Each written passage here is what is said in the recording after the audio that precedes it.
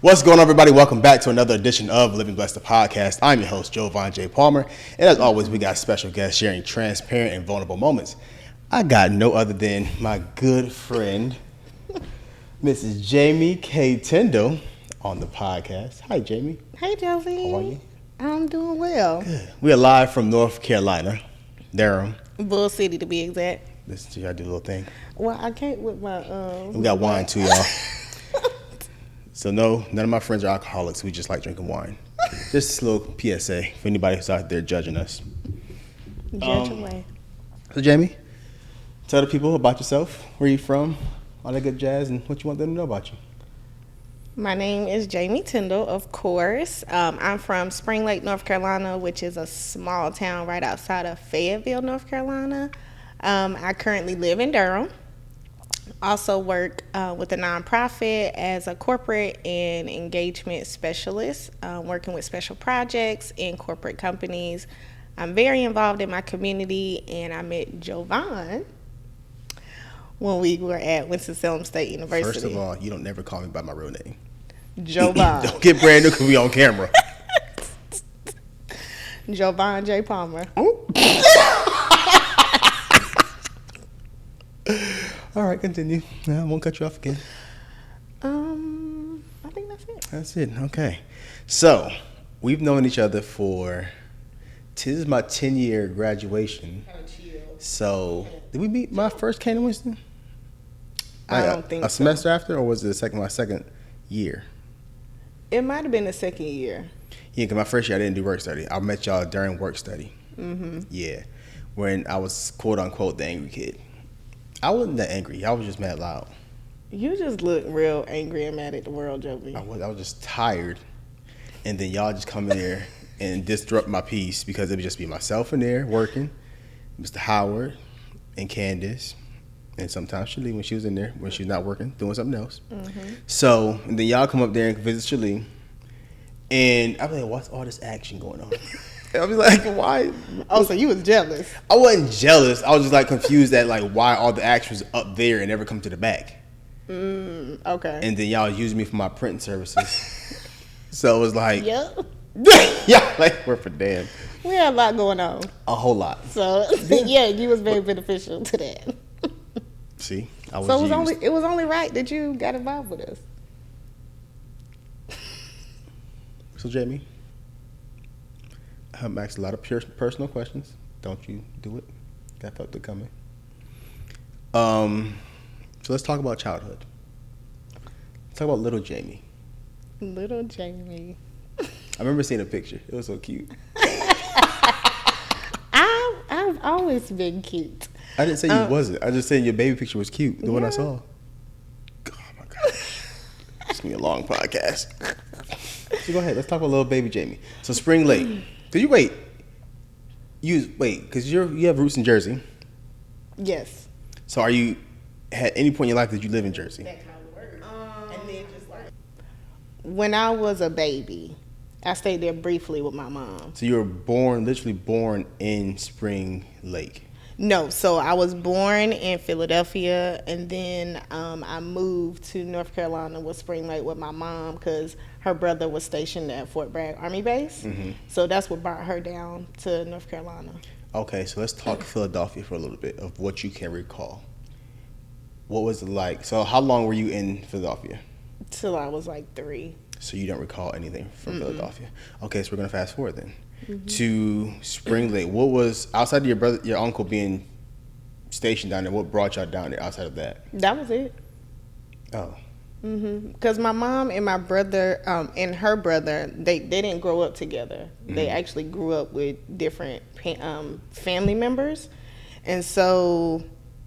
And I could just only assume this, that my mom just kind of wanted to be closer to him at that point in time. So they were together when they were really young, and then they were placed with different family members, so they were separated for a long period of time. And so then him being stationed at Fort Bragg, that just kind of brought her down here. So them being apart, was it more so like just they never got a chance to see each other or just raised differently? I don't really know all the details about that. I do know that my mom grew up with my great aunt in New Jersey. And so she was living there, and I'm not exactly sure where my uncle was. Gotcha. Okay. So what was it like growing up in Spring Lake? I seem to have a ball. From what I can recall. Okay. It was me and my, I have a younger brother, and for a while, of course, it was me. Well, not that long, but then my younger brother came around. So me and him were raised together. And then my older sister, she came to live with us when I guess I was in about middle school. But I was always involved with like after school activities. So like it was lit for me when I was a kid. Like I mean, I always got good grades. Like I was always trying to get perfect attendance in school. Like I was always getting awards and stuff. And so I just always stayed busy. And so if I wasn't at home, I was at practice or I was at a competition or something. So Competition for what? I was on the step team. It makes sense. So I started when I was in third grade. I don't even know how it really got started.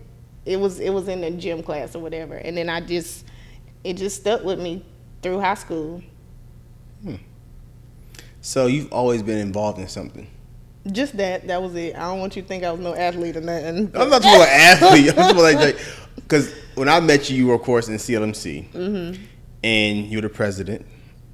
You were everyone's forever president, even though I feel like I did a better job when you left. But we're not talking about that. I'm very biased. Jamie, you just gotta admit I did a better job. Well, Joevan, I don't really You were a president, but I don't really remember like your term because by that time I was gone, so I don't really remember. You probably was good, but just good. I don't Not better. I don't remember. You could have been better. I don't really. I doubt it because you're more organized than me. You're entirely too more organized. So, growing up, mom, brother, sister, what was it like? Any challenges? Anything like you can recall? Like we date back in your childhood, and you think about like you, your mom, and sister. Like any challenges that y'all faced growing up? I'm sure there were, but I was not aware of them. I do know that my mom and my sister would get into it a lot as like she got older, but it didn't really affect me, and so I just didn't really pay attention to it. And I don't think it was nothing that I really recognized that was like something that was like really impactful for me, because I was like, I wasn't in the house. Like I would go to school, I would be at practice, come home, homework, and go to sleep. And so if anything, I probably wasn't fully aware of what was going on at home. And so it seemed pretty fine to me then. So you always been like very active person as far as like volunteering, and like what made you want to get into like so heavily and become like a volunteer? It was probably, I don't know if this was middle school or high school. It might have been around high school. So me and my friends, like we literally like we all came up on the step team together. So from middle school on up to high school, a lot of those same friends, like we were all still on the same teams. And one of my friend's mom, she started a nonprofit organization, and she wanted a way for teens in the community to be involved. Yeah. And so when we would leave step practice, we would go there. And it was like, the organization was Teens Do Care. And we were doing like fashion shows and modeling and just doing activities or whatever. And I didn't really understand the concept of what she was doing until I got older. But it just gave us more things to do. And a lot of the same people that I was on the step team with, we were also involved in that group as well. So that's just, I think that's just kind of where it evolved from. because I didn't really get the concept until I got to college and then started getting involved with CLMC and we started doing things. And then it started making sense and it clicked. Okay. Then. So. Because it wasn't nothing that like that my family pushed or anything like that. Because like my mom, she would usually, her schedule, like she worked at nights. So usually when I'm getting ready for school and stuff, getting my brother ready, then she would be coming home shortly after we left. So she would be asleep during the day, getting ready for work at night. So this was just something that like we just got involved in. So like what, just jumping into it though. Like, is that something like when you first got into it, it's like, yo, this is something I like, something I don't like, or I gotta get a better feel for it? That wasn't it. It was fun. Like we were practicing for fashion shows, to have fashion shows. We didn't do like a lot of other activities like community service in the community or do like a street cleanup or something like that. It was just a way for us to have something to do because Spring Lake is a real small town. Like we had a Walmart for a very long time. Like that was the biggest thing that we had in that town. Even though the Army base is there, like it was not a lot in Spring Lake. I mean, they're growing a little bit, but they're still not in a place where they have like these giant stores or anything like that. So it was really nothing to do. And it's like, even like the city bus doesn't even go down there. So it's like people have to figure out how they're going to get to the next big city, which is Fayetteville, which is not far away. But like, it's a small town. So They don't have no city transportation. No. Like even to this day. To this day. So you gotta have a car. You have to. Like I think they had, and I say had in the past because I think they recently stopped this. Like they had like a shuttle service or something. But I think they canceled that. But I'm not completely sure. But there's no like public transportation that goes to Spring Lake. So it's like, it's a small town. So it's not nothing for kids to do. Like it's barely anything for adults to do. So you think that's why your mom kept you busy? Well, she didn't really keep me busy. I kept myself busy because I got myself involved in these activities or whatever. You was a whole grown up as a kid. And you know, I think about that a lot now. Like as I'm a grown up. You remind me of Matilda. Because I had to get my brother ready for school. I had to get because your mom's working nights. Yeah, so I had to get him to the bus stop. So at nights, how old were you when your mom working nights?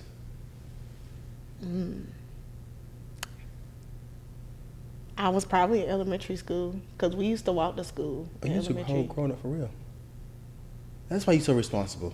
It makes sense now. No, because I feel like out of all of us, you're like the most organized and like you're like number one, number two ish like right number one. You are number one responsible. I'm thinking about everybody. You are number one. Yeah. And it makes sense now. I think about that as I've like also while I've been doing kind of like this healing journey, this inside healing journey on out. Like I can't wait to talk about that. I was so really excited. like for real, like a little adult because I literally had to get my brother ready for school, get him to the bus stop, had to get myself ready for school, go to the bus stop, and I also think about the responsibilities that I had at a young age, which is a lot for a little kid. What were some of them? Like with just making sure that my brother got to school. Like I felt like pay the mortgage too. Oh Lord, I'm glad I ain't have to do that. Write a check. But no, just like getting him ready for school and stuff. That was mainly the task, and then just get home. Okay. But you know, like, cause literally, like, I was a latchkey kid. Like, me coming home, making sure ain't let nobody in the house. Like, Wait, or a latchkey? like I never that. heard. I've heard of it. I never really knew what a latchkey kid was. Like, so explain it to me real quick. So, well, in my definition, my mom, she worked at night, so she would sleep during the day. So it wasn't like she was there to greet me when I came home from school or whatever. So, but I had a key to get to the house. Like, even if her work schedule would have changed, like, that's how we get in the house. I have the key because I'll get home before my brother, or my brother may have a key, but to get in the house. But usually there's not an adult at the house or someone So that's a latchkey kid. to like supervise me. Yeah. In a sense, but when I got home, I did my homework very reluctantly, but I did my homework. You was real responsible. Made sure my brother did his homework, so Huh. yeah. You was a whole adult at 2. It came out. And 2. President Tindal. So, do you feel like that put a strain on you and your mom's relationship? Because sometimes, like, when kids feel like they got to be the parent, we've had this conversation plenty of times. We feel like we got to be the parent sometimes. And do you feel like that may have put a strain on, like, how you view your mom or how you view, like, the way she parent, or just like you realized she just had to do what she had to do? I've had a lot of those thoughts, like, over the years. But I think most recently, I've come to the realization that my mom did the best that she could do with what she had. Like, because I also learned that my mom, she didn't grow up with her mom. She grew up with family members. She didn't even grow up with her dad. And so, like, her mom wasn't there to teach her stuff. So it was oftentimes when I was growing up that I wish, like, things that my friends would tell me that their parents did that my mom would have told me. But as I've gotten older, I realized that, well, she didn't have a mom there to teach her these things.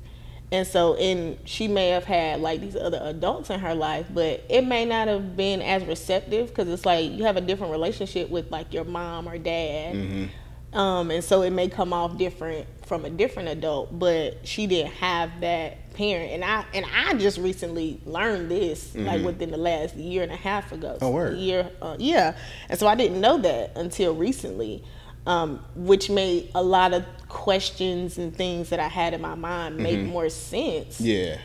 Because now I'm like, okay, she is definitely human. Like, she is a person too. And, like, I think sometimes we forget to give our parents grace, because we forget that they are people too, and they've gone through their own, like, traumas or things, and they didn't have the resources that we have. So it's like them trying to communicate now, it's like pulling teeth, because it's like they don't understand, like, that you can talk about it, like, it's okay. But a lot of people have been taught to just keep it to yourself. That makes sense. So you're this latchkey kid.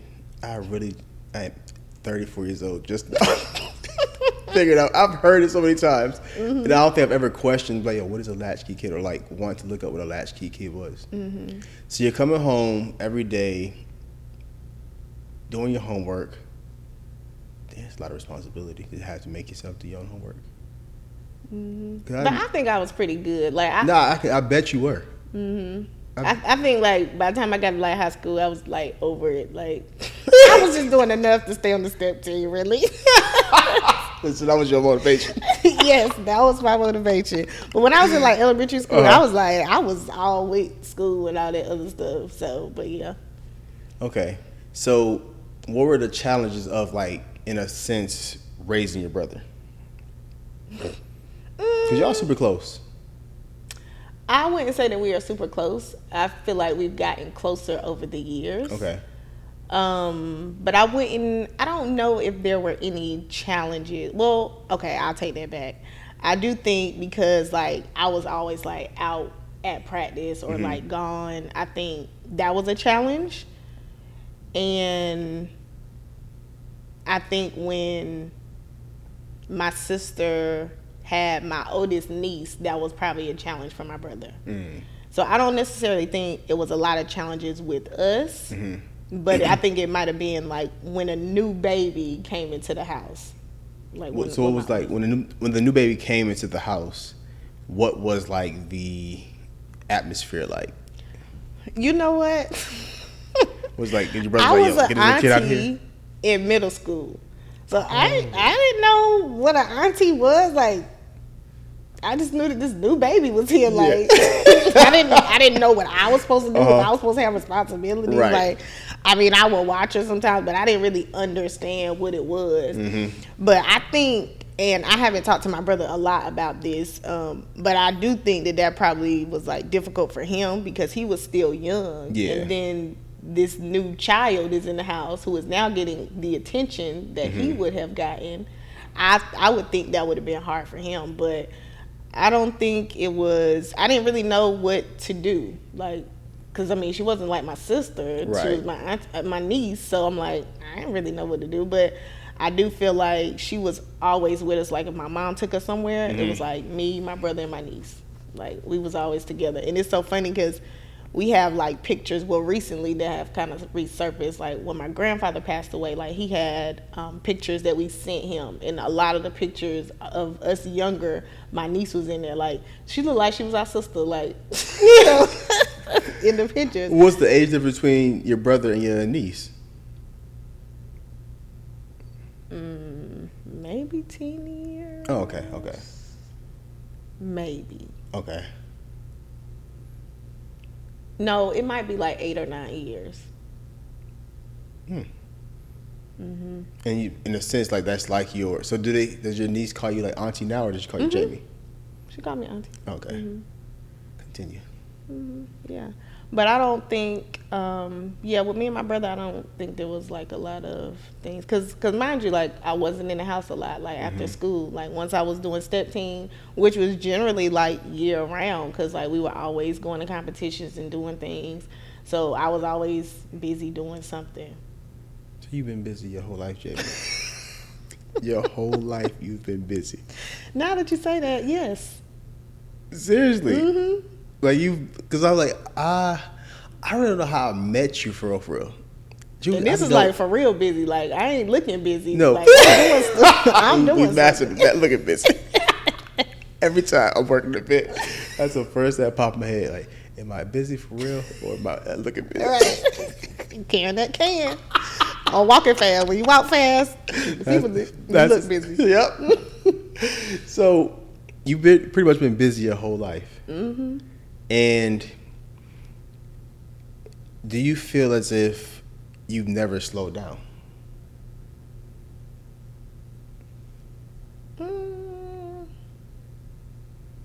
Yeah. Yes, and you feel like you have or you haven't?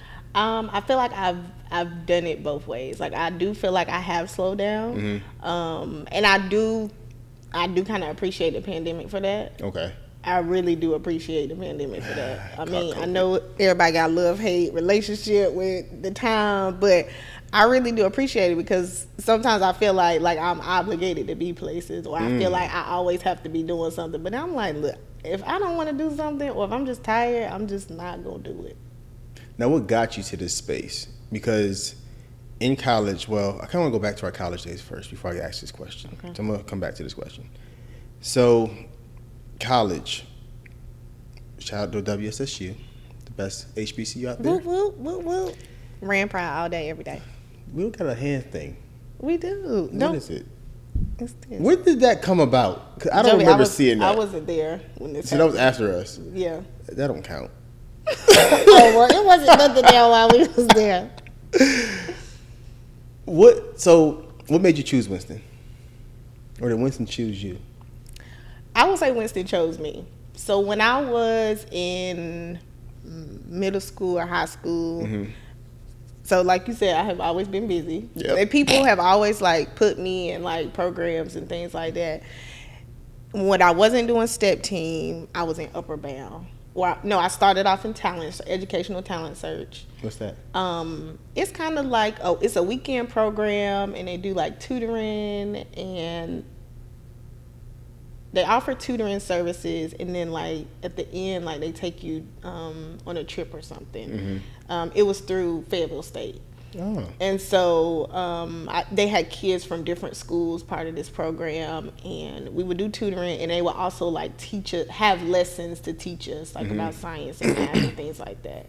So I was in educational talent search, and then I ended up going to Upper Bound, which is like a step up from educational talent search. But in the summertime, we get to stay on campus at Fayetteville State for, I don't remember how long it was, but we got to stay on campus for that time. And so just kind of being in that, like that was also another way that I was busy. Like now that you say that, I'm like, yeah, title gonna be I have busy. been busy. The busy life of Jamie. For years. All my life. I've definitely, yeah. See, you've been busy. I have, yeah. That's crazy now that you say that. Yeah. Try to help people realize stuff. Oh, thank you. I Just like appreciate you always it. help me realize stuff. Listen, if I ever need a good friend to talk to, Jamie's it. I call Jamie all the time to get like sound advice about stuff. Mm-hmm. And I think even in college, you were one of the ones that got me together. I believe it. I think you might have been in the office when they had showed my grades. When Candace had showed my grades to Chile. Were you in there? I don't remember. I mean, I was the most embarrassing moment of my life. I don't remember that. You went in there? But I could have been, but I don't recall it. If you ever need a good friend, Jamie's it. Thanks, Joey. Now, if it's fire, Jamie's it. If you ever murder somebody, call Jamie. Oh, what? And Jen. They ask no questions until after. I might fuss a little bit in between. Why are we doing this? It's the whole in friendship.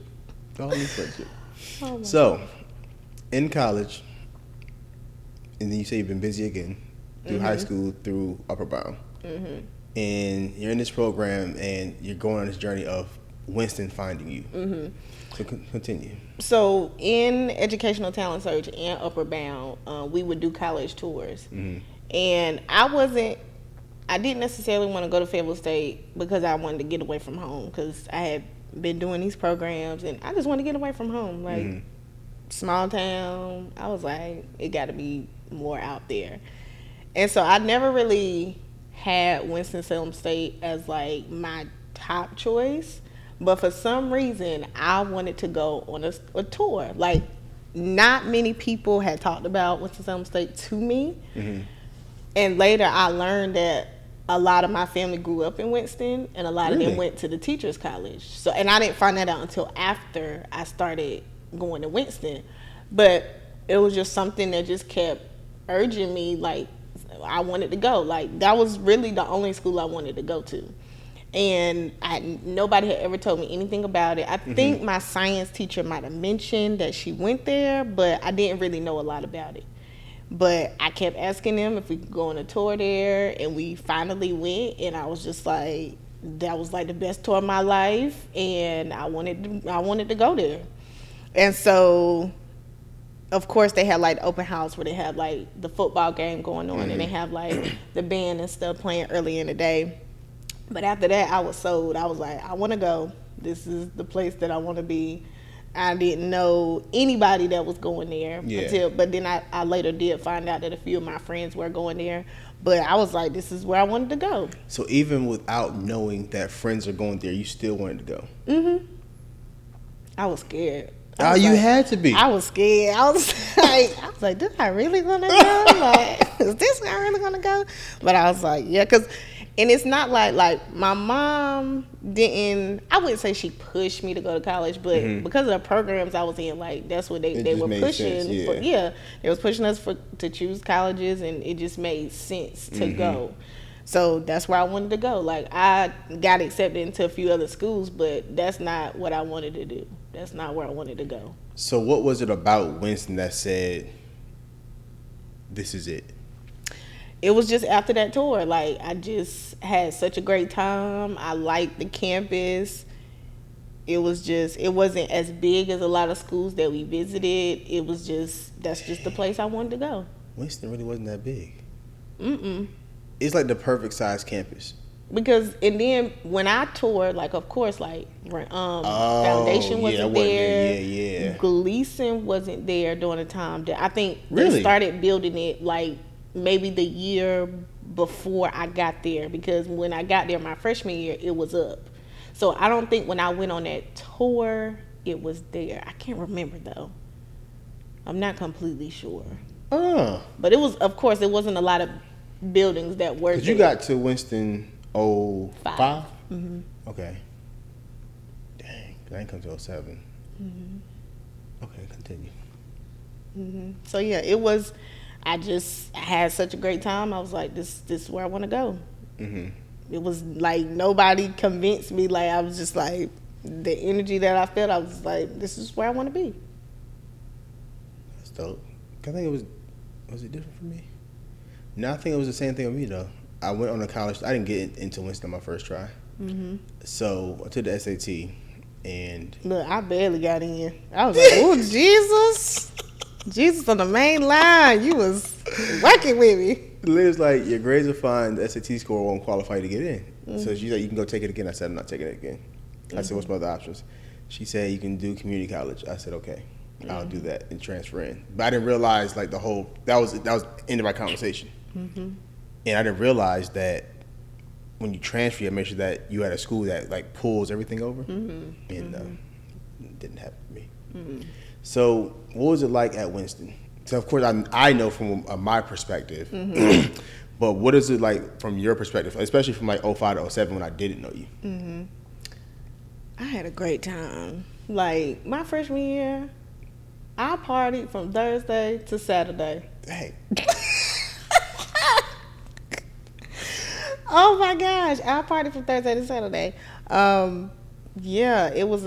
I was not involved in a lot of things on campus my freshman year. Really? Yeah, I didn't get involved into anything until we started a step team my freshman year, but I wasn't involved in any clubs or anything. Well, no. I'd have thought that was like the first thing you did when you got to Winston. We was partying up, like we was hanging out. Ain't no way. Well, I mean, we did hang though, so I can see it. The freshman year, yeah. I was not involved in a lot. But, I mean, we was definitely at all the gym jams. We was at all the stuff, all the party stuff. And, living our best lives with them refund checks. So how are you functioning, partying Thursday through, because of course there's still class Thursday and Friday. How are you functioning? Because I know for me, it was a struggle. Well, Joevan, I did fail a class that year. You failed a class? I sure did. Ain't no way, Jamie. I had an 8 o'clock class on Friday. Oh, yeah. Woo, Jesus. That was rough. Biology. Jamie, you should know better. But I did know because, like, many people think because they get up for 7 o'clock for high school, it's fine. You go to college. You're on somebody else's time. Right, but I wasn't thinking about that. It's true. And I never really, like, I may have hung out a few times, like, when I was in high school, but I ain't never really partied like that, like, for real. So, yeah, that definitely did happen. I had to take that class over in the They put your academic probation? No, like, I was in good standing, but I failed that class, and I had to retake it in the summertime. I guess I was the only person who had a really bad freshman year experience at Winston. Yeah, most of my classes were, and also because, I started off as an elementary education major, so I think all of my classes were a breeze. Why did you change from teaching? So the summer before my senior year, I took the praxis for the second time and missed it by 1 point. I had taken all the classes that I needed, and I couldn't take the 4,000 level classes until I passed the praxis. Right. So at that point, I was over school. Like, I was like, I'm tired of being here. So I switched my major and my minor, and I was able to, I think I only needed like 3 or 4 classes with that. And so that's why I switched it. That's why I was there the extra semester, because I missed it by 1 point, and I was like, I am over school at this point. I just want to be done. It was just 1 point though. Right, but they would not let me into the program until I passed the praxis. I feel like you could have passed it again. I wasn't taking it again. I was over it. Like I had literally taken it like 2 or 3 times. I was done. Okay, I get it. I guess. So you went to this really dope thing. Well, no, let's stay on school a little bit. So starting organizations, because you started CLMC, didn't you? I did not. It was already started before I got in there. So Shalee had already started it, and Coco and Connect was already working with her, and Strawberry was already like working with her to do some things. And I think Ray was as well. So it was not an actual club. It was just the marketing committee for Campus Life. And so I'm not exactly sure how I got involved. I think they were in the breezeway talking about it or whatever. And then that's just kind of how we got involved. And then the following year is when we became an actual organization. Right. So as an actual organization, because you were president for how many, 2 years? So what was it like leading people among who were your peers? Like leading among your peers? I never thought that I would be doing nothing like that. Never, ever. Known. Like, never. And it was a marketing committee. So we was like promoting all the events on campus. Like, this is something that I never like even considered or thought I would be doing. And so, but we had so much fun doing these things. Like, I was like, well, why not? But also in that, like, Shalee was always like encouraging me and like putting me in the right positions. Like, she was confident in my ability, and so was Mr. Howard. And so I was like, okay, well, that's all I needed. And then I just kind of winged the rest of it because I ain't really know what to do then. But we figured it out because, like, that was the first year. So, of course, like, everything was new and we were figuring it out. Yeah. And so just kind of having all y'all there, like, and we were having fun with it. Like, it was awesome. So, what were the challenges? 'Cause I know some challenges because I was one of a few year headaches of leading. Always. What? Always. You were always a headache, Joey. I wouldn't say always. Joevan, yes. I gotta think back. The Jovi that you are now, you were not this Jovi before. Wait, I would say troublesome. I think I was worse than more troublesome. I don't think I caused any trouble. Okay, we'll go with worrisome. Continue. So what's like as far as leading people because did you ever think like people like they ain't gonna listen to me? They're the same age as me. Like, did you ever think like no one's gonna listen to you? Nobody's going to take heed to your instruction or follow you as a person? You know, I never did think about that. I don't know. I never thought about it. But I was also with me saying that, like, I was also always real reserved, and I'm still kind of like that. Like, I'm just kind of chill. And Jamie. Don't be telling the people. Don't be giving people the look now. I am reserved. Reserved how? Jamie, I've never seen you not talk to anybody. Joey, when I'm like, when it's people that I don't really know, then I'm not very talkative. But when I'm around people I know, element, then. When I'm around people I know, then yeah, I'm just, of course, I'm gonna be. I'm just.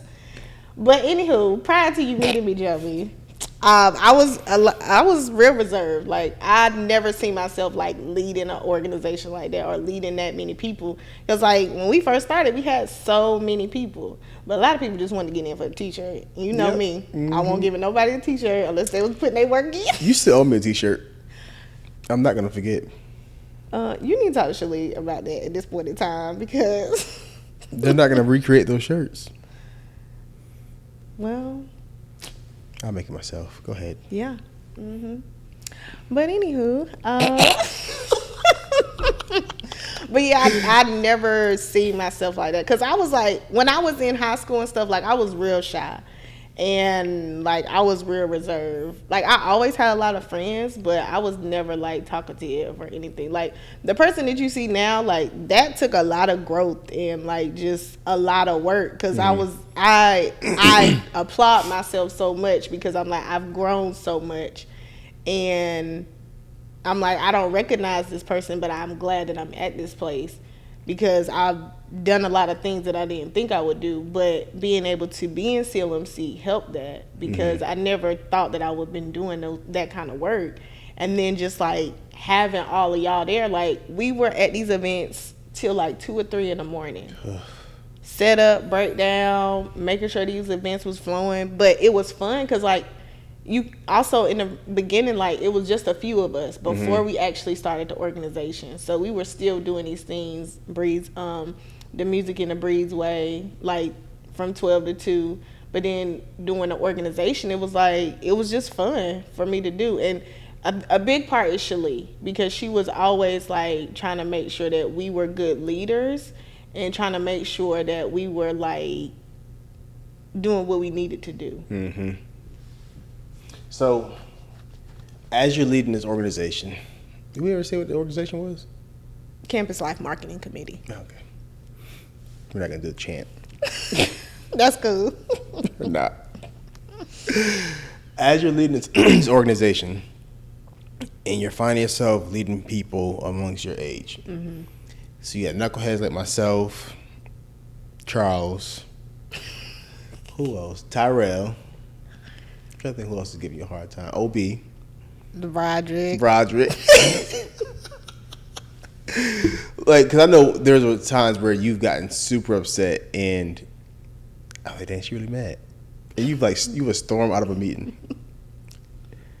What? Because y'all kept laughing and joking. I know. Especially you. You was the ringleader. I was not. You really gonna lie to these people? Jamie, I was the ringleader? Yes. How, Sway? Joevan, you was always laughing and kikiing in the corner. I remember to the right of me in that corner, you was always over there kikiing it up, making jokes about stuff.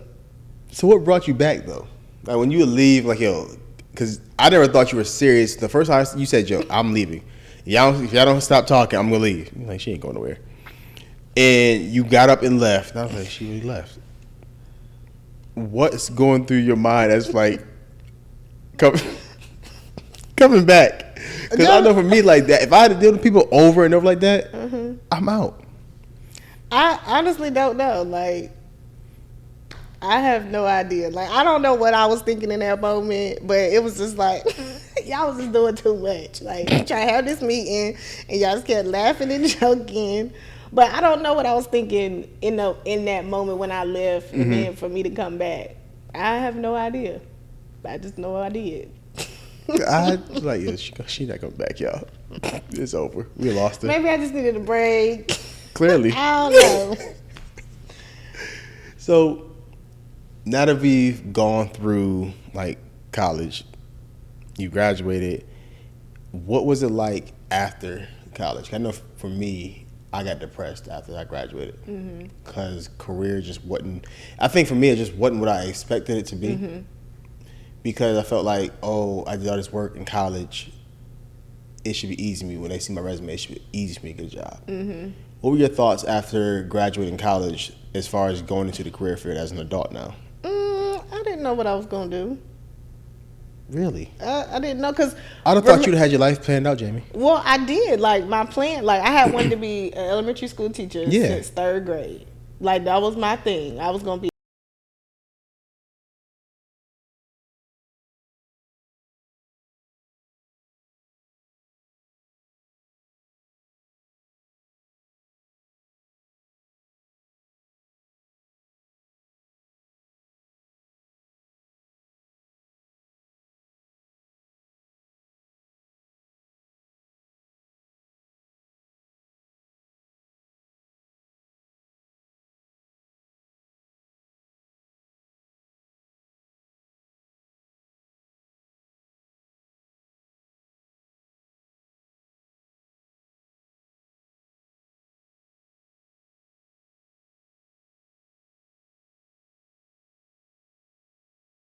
was like trying to figure it out. Like, how did you find your way? Because like, how did you find your way to say, you know what, this is the career path I want to take? How long did it take you to kind of just get there and say, yeah, this is it? So I was in Winston after I graduated, and I was working, and I'm not gonna say that this is the career path that I see myself doing, but while I was there, I was very much interested in like the work that I was doing, because I started off as a counselor with the YMCA, and then like a few months later I ended up becoming a site supervisor for one of the site that I was working for. And just it happened very abruptly. Like, something happened with the site supervisor that was there. She ended up quitting, and then the lady I was working with, she ain't know what to do. So I was trying to help her, and then I got interested in like nonprofits. And Salem College has like I don't know if it's a certificate program or it's just a nonprofit program. And so with that, I was like, okay, well, I might be interested in taking some classes to kind of see just like the work that my actual supervisor was doing, and just kind of get more information, because like we had volunteered with like nonprofits in the community and we had connections with them, but I never really understood it, because like when I was telling you before, my friend's mom started the nonprofit, and I didn't realize it was a nonprofit until we got to college, and then I kind of made those connections. So I thought about that when I was at the Y, and I started taking those classes. So me taking those classes, one of the ladies that we met at Hands On Northwest North Carolina, who was working with us doing the MLK Reading Day, she was an AmeriCorps member. And AmeriCorps, oh yeah, you did do that. Yeah, AmeriCorps is similar to the Peace Corps, but instead of me going to another country, I stayed within the United States. And I started looking up the program to see like what did they have going on. And I was like, okay, well, this could be an option for me to just kind of see like what this was about, because a lot of AmeriCorps members are working at nonprofits across the world. So I think I might have been taking 2 classes at that point, and I think near the end of the semester, I ended up getting accepted into a program in South Carolina. And so I was like, okay, I ain't got nothing to lose. So I was like, okay, cool, I'll go down there. And so I moved to South Carolina for that year to do that program. And then that's just kind of where, like, me really understanding, like, that nonprofit that my mom's friend started, my friend's mom, my mom's friend, my friend's mom started, that's when it really connected when I was doing that work down there, because I think we were probably like one of a big program. It was like about 8 or 9 of us in that program, and we were all stationed at different sites, but I was the only one that was at 2 different sites. But they were kind of working together, so it was kind of cool for me because they weren't far apart from each other. Gotcha. And so that's kind of where I really got interested in it, and just kind of immerse myself in it, and just kind of learn more about like what was going on and just all that stuff. So now that you've like been heavily in it for like some years now, of course, why should we as adults volunteer? It's the community that you live in. Like, everybody does not have the resources that we may have right now. Like I was saying, like, I'm from Spring Lake. There's not a city bus that goes there. So people that don't have cars, they have no choice but to walk. So, like, a nonprofit in that area that offers transportation will be very beneficial to them. So it's like people are starting these nonprofits because there is a need in the community. And so whether or not you can, I always encourage people to volunteer, because that's generally what a lot of nonprofits need. They just need people in place to help them offer the services. Because another thing, a lot of these nonprofits are led by Black and brown people, and a lot of the funding and grants don't generally go to those organizations that are led by Black and brown people. They're usually gone to white individuals who are leading these nonprofits, but they are serving Black and brown communities. So it's like, and this is where when I was in AmeriCorps, where I started noticing this, and it started making sense to me, because I'm like, I was generally the only Black person in the room, and they were making all these decisions for these individuals in this heavily populated Black and brown community, and these organizations were led by a lot of white people. And I realized that I can see the distrust from those community members, because people leading these organizations did not look like them. And so if anybody has a chance to like be involved with a nonprofit, if you can volunteer your time, do that, like however you can, because not everybody has the money, but if you do, then that's always a plus, because there's still a need. Like, the pandemic really showed that there is a heavy need for certain services that is going on. And it's just like people, they're trying to live their lives. Like a lot of us have grown up in survival mode. Yeah. A lot of us are still in survival mode. And a lot of these organizations are trying to provide that relief, but a lot of them don't have a lot of funding. So it's like they're doing the best that they can do. A lot of these organizations are run by people on a volunteer basis. Like, the staff, I know a lot of organizations that have been around for about 10 plus years, and they have not really gotten paid like as a full-time person, because like they're trying to provide this service in the community, but the funding that they're needing is just, it's not easy for them to get. It's not very accessible. But with the pandemic, a lot more foundations are trying to do more with giving to Black and Brown led organizations. But it's just that people, sometimes we get so consumed and occupied in our own lives, we forget that it's a lot more that's going on in the community. Mm-hmm. So that's one reason why I try to stay connected in the community, to know like different organizations, so that if people want to, then I can kind of give them some idea of where they can go and what they can do. So now that you're on this path, right, and you're pretty much telling people, not telling people, but wanting people to get involved in the nonprofit arena, while you were in AmeriCorps and you were seeing these white people pretty much being the heads of these organizations with the money or leading these organizations, how did that make you feel for them coming to our communities doing what they do when it's not, when it should be us in a sense? Mm-hmm. It didn't leave me like with a good impression. Like I always tell people, that was probably one of the worst experiences of my life, but I learned so much in that experience. And I feel like it was an experience that had to happen. Gotcha. I had to be there to understand, to fully understand what was going on, and just to kind of see it. But I also really understand like the need that is in different communities. Like regardless of what is going on in these communities, regardless of whatever gentrification they're doing, of course they're still moving people out of their neighborhoods.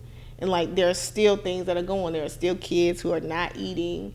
There are still people that don't have jobs. Mm-hmm. And generally when they don't, like a lot of people lack the basic needs, so they can't do a lot of, or it's difficult for them to do these things in their life because they don't even have the basic needs. And a lot of nonprofits are trying to provide those basic essentials, but it's difficult for them to get funding from these different foundations because of course they got stipulations. It's certain things that you can only put the money towards.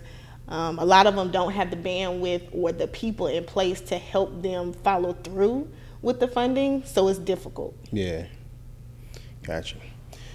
So now, how's life right now? Life is great. Why is it so great? Life is great. I was in a very bad place last year. Mm-hmm. Mentally, I was at a job that I was not enjoying. And just a lot of personal things were happening. And I just was not in a space that I liked. Mm-hmm.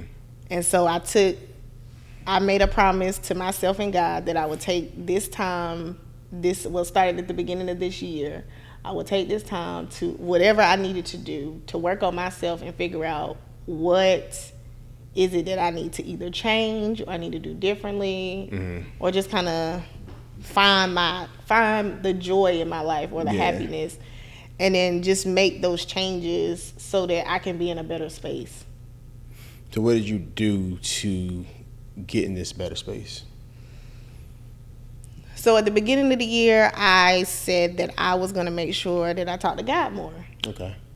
I realized that at the beginning of the year also that I had some abandonment issues. Mm. And the abandonment issues that I was having, I was also doing that to God. Like how I was thinking that people were treating me, that's how I was treating God. Jamie's getting good now. Oh, it's getting good? I've never heard that before. Now you got me thinking about my life now. Like, okay, go ahead. So I literally, like I said, I was going to take some time to like really figure out some things with my life, and even like with the start of pandemic or all this other stuff, like I thoroughly enjoyed being at home doing nothing. Like during the pandemic, I thoroughly enjoyed it. I was okay with not doing nothing at home.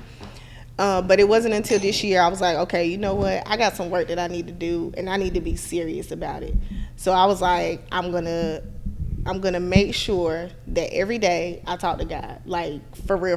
Cause before I would do it, but I would only do it when I needed something or I was going through something. So I ain't really mean it. I need $5 real quick.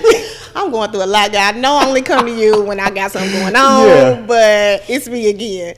And so, but I was like, I'm gonna be more intentional this year to do that. And so I said I was going to do that at the beginning of the year. My goal was to start at the beginning of the year and go to my birthday. But So you're only going to talk to God to your birthday? No, this journey that I was on. I was It's kind of selfish. No, it did sound like that. That's not what I meant.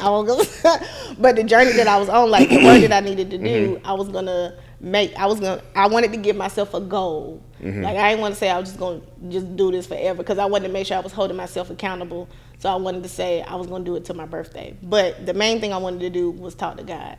And during that time, I also realized, well, actually, it wasn't during that, at the beginning of January. So January, I was kind of going back and forth as far as when I was going to put my 2 weeks notice in for my job, because I was over it. I was going to do it in December, but I decided I was going to wait till January. So I was still trying to figure some things out. And I also realized that I'm an overthinker. So I had all these things on my mind. Like I wasn't sleeping. Like it was just a lot going on. And so I was like, I have to figure out something. I have to figure out how I can change this so that I can be at peace inside, so that I can sleep at night. Like, I like going to sleep. You know, I go to bed early, so I need to sleep through the night. So I was like, okay, I will figure out what it's going to do. The first thing was I was going to make sure that I was intentional about talking to God in the morning and at night. Like, what were some of the intentions that you placed in your prayer time with God? There was nothing like structured. Okay. Like I just was gonna do it. Like whatever. Well, there was no structure, but the main thing was being grateful. Like having a heart of gratitude, and then just go from there. Because I mean, we take for granted waking up every day. Absolutely. Like, death is inevitable. Like, we are going to all die one day, but it's like you get up every day. Like, the least we could do is thank him for waking us up. Like, I wasn't even doing that. I was like, whoop, I'm going about my day. I'm doing and I realized that I also needed a better morning routine. Yeah. Because I was literally getting up right before it was time to get ready for work, and then be mad and frustrated all day doing work and be over it by the end of the day. So I was like, okay, I need to... Well, not at that point. In February, I started this 30-day affirmation challenge. And a part of that affirmation challenge, I realized that I needed to start and have a better morning routine. So with that, me talking to God in the morning, I was like, okay, well, me doing these affirmations and then me doing yoga will be part of my day. So then that's kind of how I integrated that into my process, because I was like, I don't like getting up feeling rushed. Like, I just want to be. I don't want to have to, like, do every 5 seconds and have all these thoughts in my mind of things that I need to do. Yeah. Of my to-do list, because my to-do list could probably be long, but I want it to be at peace, waking up in the morning, moving at my own pace, but making sure that I was intentional on how I started my day. And so that 30-day challenge helped me, because after I gave my notice at the end of January, the whole month of February, I wasn't working. Like, I had no plans. I ain't have no concrete plans. I mean, I kind of had an idea. I had some interviews and stuff lined up, but I didn't really have no plans. Like, I was like, all right, God, well, we're just going to do this and see how it works. And so I was just kind of winging life. Some trust. I was literally winging life. Like, I had no plan. But I knew that if I stayed in that role, that it was not going to get any better. Yeah. Because I was definitely seeing that I was like I didn't like the person I was becoming. And I was like, this is not it. This is not it. I got to go. And so I had no plan. But I started this 30-day affirmation challenge, and I'm not really a morning person. Even though I go to bed early, I'm not a morning person. But for this affirmation challenge, like, we was up at 6 o'clock in the morning. Was doing this affirmation challenge. Yes, I was struggling. Every day? Every day, including Sunday Saturday. through Sunday. Yep, including Saturday and Sunday for 30 days. We did it in February. And when I first started, I was struggling. Oh, I bet. I was like, I don't know if I can do this. But then after a few days, I was like, okay, I committed to myself, and I said I was going to do this work. So whatever it takes, I need to do it. And doing that challenge, it helped me realize a lot of things. And that's when I realized that I had abandonment issues. and I was treating God like I be thinking people treat me, I was treating him that way. Because I wasn't giving him no attention, and I was deep, only Jamie. coming to him when I needed something, and not just to say thank you. Like, you really got me questioning my relationship with God. That's real deep. It was deep. Yo, you should have seen me. I remember exactly what I was doing in that moment. Yeah, let's talk about that moment where you realize, like, yo, God, you're part of my abandonment issues. Not like God's to blame, but more so you're treating God, like you said, you treat God like how you felt other people would treat you. Like, what's the feeling when you recognize that? So I was sitting at my table, and I was reflecting on what we talked about that day from the Affirmation Challenge. Because I would do it, because mind you, I wasn't working. Now, I was still doing like interviews. Like, God is awesome, because I literally had interviews lined up almost every day of February. Almost every day. I was exhausted, but I had interviews lined up and set up. And so, but after that time, like, they mentioned something about creating a routine for yourself in the morning. And I was like, I need to do that, because I don't like feeling rushed in the morning, because that's what I was doing. Like, and I still like I was working from home still because of the pandemic, but I was still waking up like 5 minutes, rolling over, like my laptop, I'd be rolling over, logging in, checking my email. Yep. If I ain't have nothing, I probably go back to sleep. It was like, really, like, I didn't have no like routine, but I was like, but during that challenge, they mentioned something about having a routine so that you can have a better start to your day. And I never really thought about it, but I was like, okay, well, I'm up now. Like, I feel good to be up. Now, being up that early, I be feeling like I need a nap in the middle of the day. Oh, like, for sure. Trust me. I need a nap. But I like the fact that I'm up to do this so that I can feel prepared for my day. And so doing that just kind of helped me. And then I was sitting there at the table, and I was just reflecting on what we talked about. And it just hit me. Like, it just hit me like a ton of bricks. Like, I just feel like the breath was gone out of my body. Because I was like, oh my gosh. Because I never really thought about it until, like, and when I realized that, it was like at the beginning of January. Because I never really sat with myself. Like, I'm okay with being by myself. Yeah. Like, I love it. I do not. Because you lived just by yourself after college, since after college, right? Yeah. And so I'm cool with it. But I've never taken time to really sit with myself and just kind of think about like things that I've done, or like things that I haven't done. So as I was sitting there, it just hit me. And I was like, ooh, Jamie, you gotta get it together. Like, I was like, oh my gosh. I was like, that's exactly what I'm doing. That is exactly what I'm doing. Like, and I couldn't believe it, because it's like, in that moment, it was just like, wow. But how I really got to that point, I ended up going to this generational self-discovery class, or it was a weekend. And it was also something that he said that triggered that coming to me. And I was like, ooh, goodness, I gotta get myself together, because I did not like that. I was like, oh no. Because like, when I growing up, like, I wasn't, like, church was not something, or going to church wasn't something that I had to do. Like, I was doing it because I felt like I was supposed to do it. But as I got older, I was like, why am I going? Like, why am I really going? Like, I was going out of habit, and I was like, I don't want to go if I'm going out of habit. Like, if I want to go because I want to go, and I want to be there, and I'm fully present in the moment. And so, like, God has always been in my life. But it wasn't until this year where I was actually being very intentional about the relationship that I was having with him. And as I think about it back then, I was like, yeah, I got a relationship. I did. I was just coming to him when I needed something, or when I was feeling like something wasn't going my way, or things like that. But it wasn't until this year that I, like, really intentional about making sure that I talked to him every day, and not just because I wanted something, but because I just wanted to be, I was thankful for just waking up, or just being here, or just the things that I have, because everybody doesn't have it.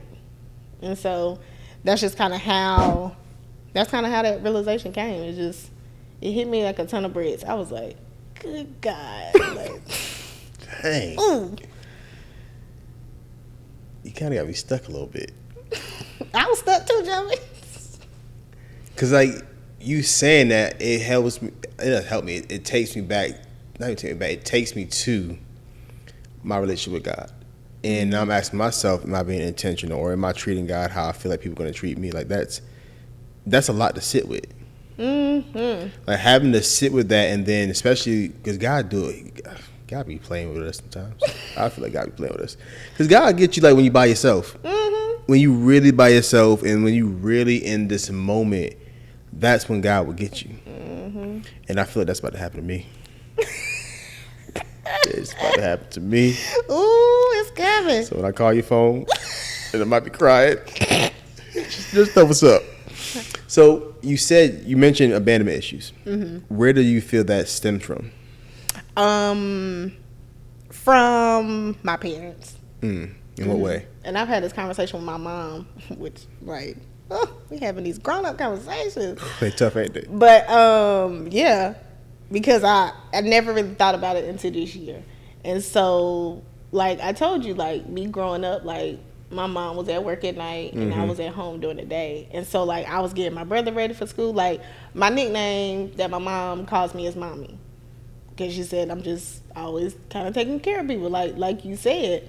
And it stemmed from, like, me taking care of my brother, just being responsible at an early age, and me realizing this now in my adult age that I feel responsible almost. You were parentified. And so, just kind of, like, her not being there, like, when I wanted her to be there, like, for, like, the step shows or something that we would have, or just kind of, like, anything else that was going on, because she was going to work. But me just not realizing that she was doing what she needed to do, like, for us to make sure that we had what we need, not necessarily what we wanted, but what we needed. Yeah. And so me realizing, like I said, that our parents are human, like, they're going through their own things and trying to figure life out themselves. And so it's like we don't realize that. And, like, I didn't grow up with my dad. Like, I've maybe seen him, like, 4 times in my life. But, I mean, also at the beginning of this year, I said I was going to, like, and we don't have a bad relationship. We just don't talk all the time. But I said I was going to, and I think I held on to a lot of those feelings a long time, because I'm like, well, why? Because one thing that my mom did, she never talked bad about him. But she always made sure I called him, or she always checked. She was like, did you call your dad? Or, like, she kept up with his birthday. And I think that's probably why I keep up with y'all birthday. Dang. Because I suck at sending cards. I think, now that I'm saying that, I think that's probably why I keep up. But she always made sure that I call him, like, on his birthday or, like, the holiday. She would always be like, did you call your dad? And I always be like, well, I always got to call him. Why you didn't call me? Like, yeah. I always would be thinking that.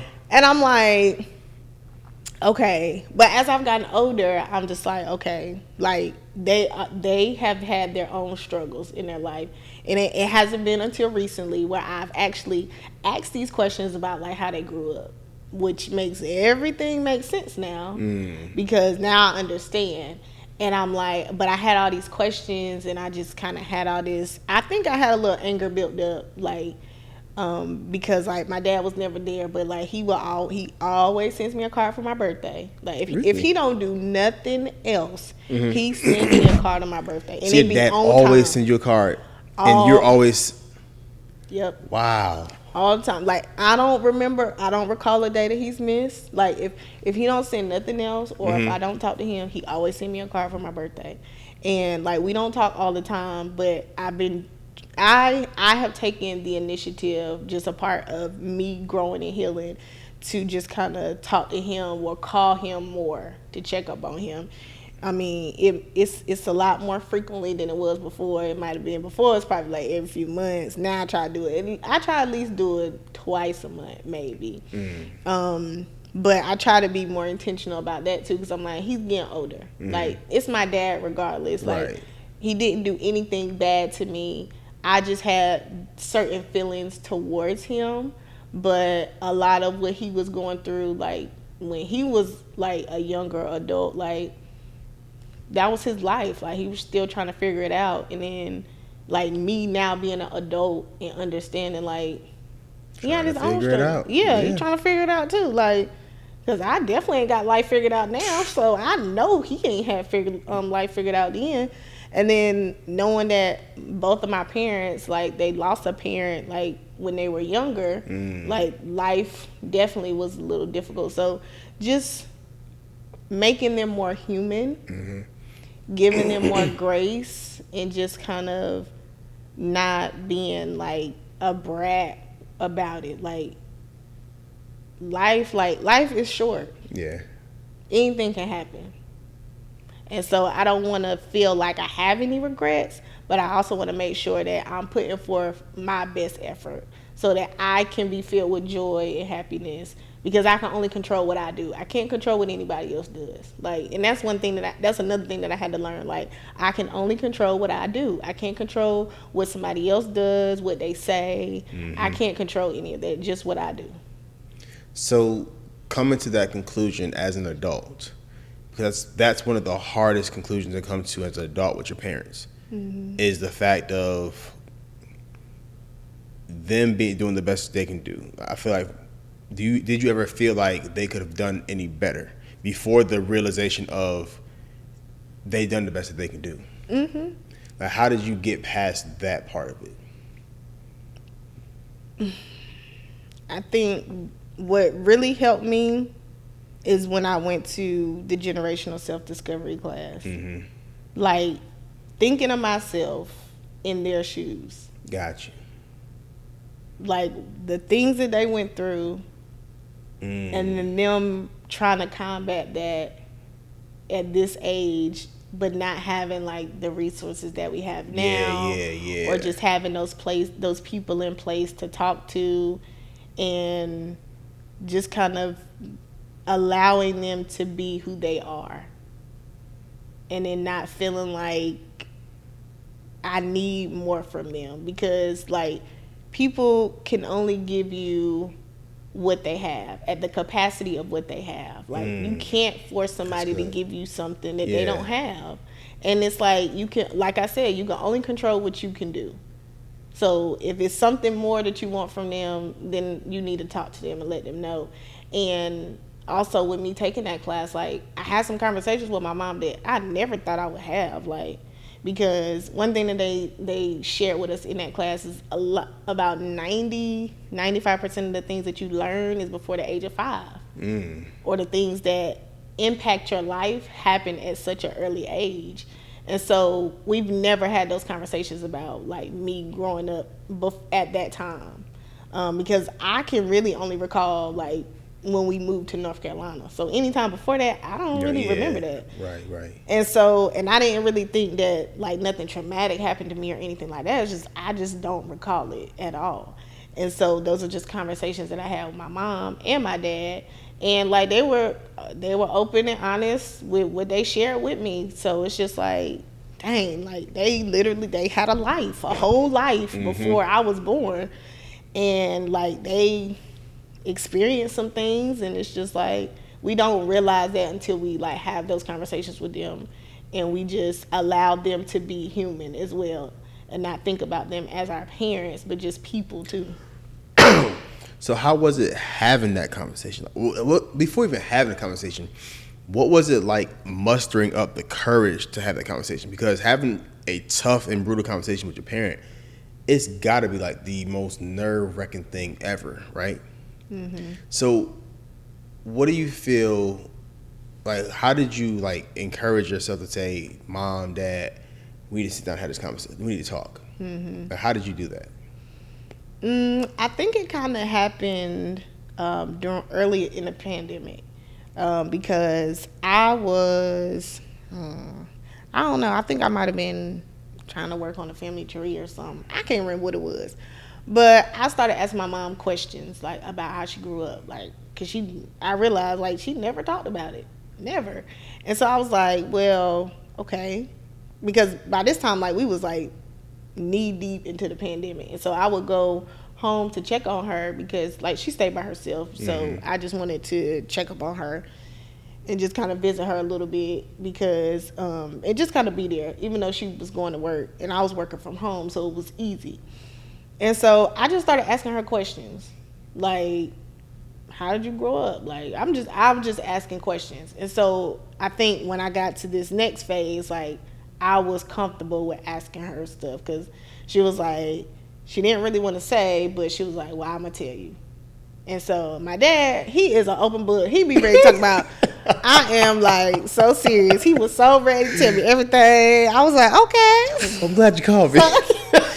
So he was ready, and like he was out in these streets when I was young, so he was doing all kind of stuff. So he was ready to tell me, and which I appreciated because I'm like, it's nice to know this, like, because I mean, a lot of that, like, it didn't really affect me as like when I was younger, because I get whatever they were doing before I was born, they stopped that when I came into the world. But of course, they had their own life. Like, they was doing their own things before, and so they were young adults. Like, we was doing crazy stuff when we was young adults. Some of us may still be doing crazy stuff every day. But that's just life. And so it wasn't a hard conversation, but I can see how that can be hard for a lot of like people to have that conversation because of course a lot of our parents are not open to have those conversations now. So it's like, and as Black people, like, what stays in the house, like, that's the rules. Like, we don't talk about this stuff outside the house. Right. We don't bring it up if it happened. And so I think a lot of people still are suppressing, well, our parents are still suppressing some things. And so it's difficult to get like information out of them or just kind of these questions that we have going on. So I can definitely see how it's difficult. But now when I have a question, I'll be like, Mom, I got a question. And she'll be like, what you want to know? So I just ask her. Like, if it comes to my mind, I just ask her. That's good. So was there like a feeling of relief after having these conversations, like some feeling of healing happening inside of you after just going to your parents and asking these questions that you have and getting the answers that you always wanted to get? And like, what was that feeling after like these conversations? It was a good feeling, and I wouldn't necessarily say a lot of these questions like I've always had. Like, they just kind of came to me recently. Yeah. And so I was like, I just want to know. And so it just felt good to know that this was shared, because now the things that I may have noticed, or the things that I wish would have happened when I was a kid, or like my mom, I wish she would have said something to me or gave me a certain piece of advice or something like that. I understand why it didn't happen. Right. Or why it may not have happened. Now all that makes sense. Got you. Jamie, you're so interesting. Thank you. No, seriously. Because like, it's like you have friends and you think you know them until you really sit down and have a conversation with them. And my goal is to really interview all of my friends because I really want to get to know y'all even more. Yeah. Because I feel like we all know each other on a surface or deeper than surface level, depending upon the strength of our relationship. Yeah. But it's just, I feel like me having a conversation with y'all really helps me to get to know y'all better and to how to really better love y'all and to communicate with y'all. Because y'all all know this. Like, y'all really like my first like really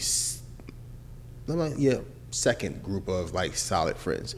So my first college, I got my first group of solid friends. Then of course coming to Winston, like y'all really helped transform my life. And sitting down and having these conversations with my friends is like the best thing ever. Like, I have cool podcasts, and I don't take anything away from every episode I've done, but it's cool to really sit and interview your friends that you know who are like siblings to you. Yeah. Like, we've argued. We never got into a fight. Even though I think, were you plotting with Tyrell and Raymond and Broderick to jump me? No, but I heard about that story. I was not a part of that. I can't wait to sit down and talk to them. I just think it's so cool to like really sit and just talk. Like, it's just like, it just helps you understand your friends. And I'm saying this because like there's people out there who have friendships that they just don't go as deep as we do. Yeah. Like the fact that we have group meetups almost every Wednesday.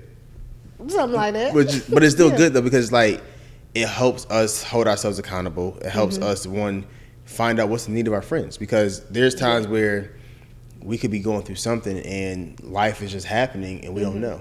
And it's like, Yeah. Mm-hmm. So we don't know how to support each other. Yeah, and I definitely realized that too. Like, and I was glad it was proposed. But every time y'all propose something, y'all always want me to do it. Because you're the responsible person, So Jamie. yeah. So in the beginning, like I was gonna be like, forget this, because y'all won't meeting or whatever. But I was like, no, I'm not gonna do that, because I was like, okay, I'm doing this journey for myself. But I was like, I feel like everybody else needs this. So I was like, I'm gonna keep reminding them, and I'm gonna keep meeting even if I'm not there, because I was like, everybody was not. And I think we all have been in a really rough place in our life. Yeah. And we never sat down to like talk about stuff or just kind of like really figure out how we can help each other. Yeah.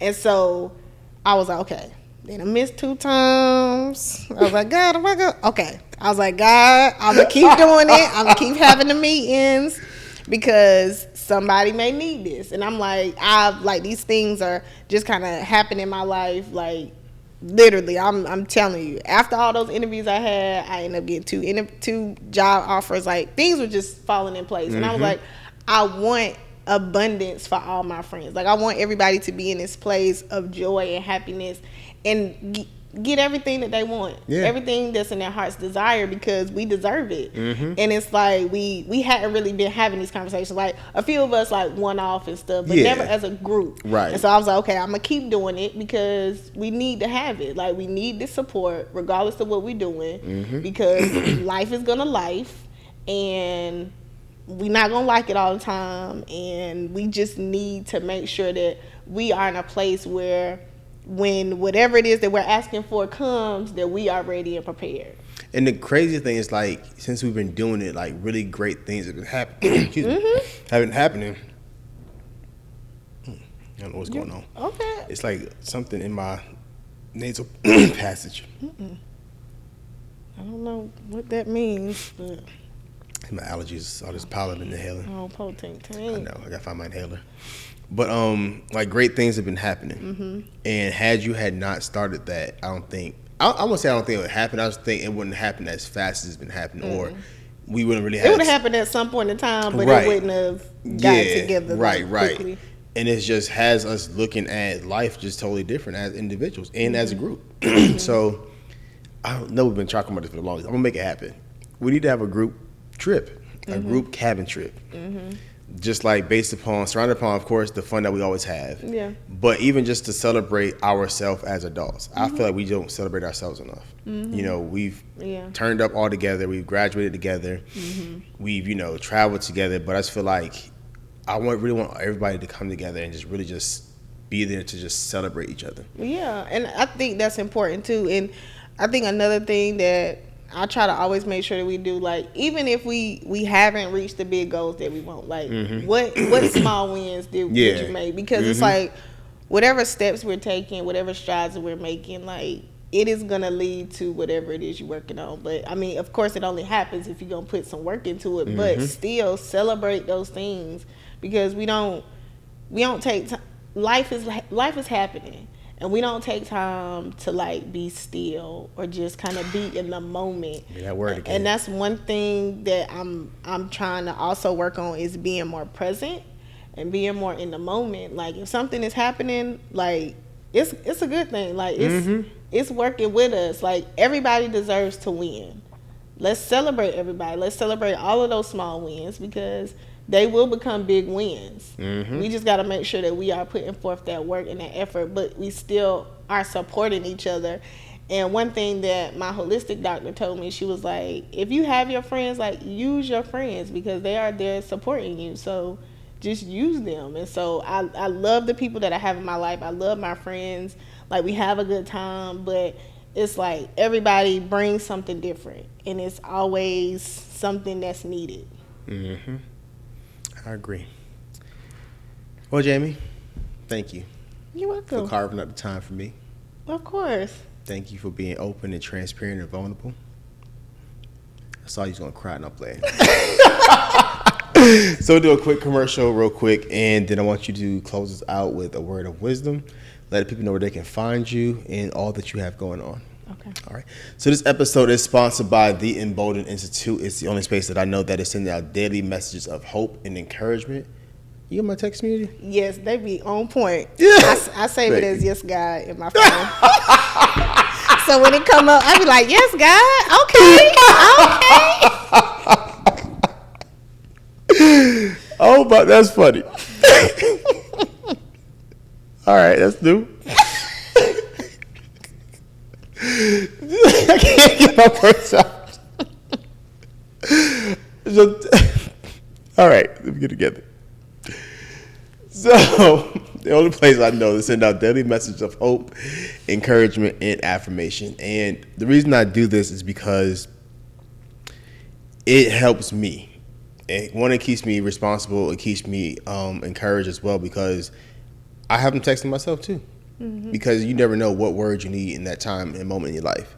So text me 404-476-6780. That's 404-476-6780. You can text me the word heal, or you can text me the word affirmation, or you can text me both, but you have to do them separately, back to back, so you can get on both lists. We send these messages out 10 a.m. EST every day, Sunday through Sunday. Text me, join the club. It's really fun, and I'm really loving the response that I'm getting from people. And it's not a response to that's like, oh, I just want people to just heal. It's just the fact that they're doing things on their own and they're going through this journey alone, but it's also they're going through it together in a sense. So text me 404-476-6780. Text me the word heal or affirmation. Jamie, close this out. I think the words of wisdom that I want to share is be gentle with yourself.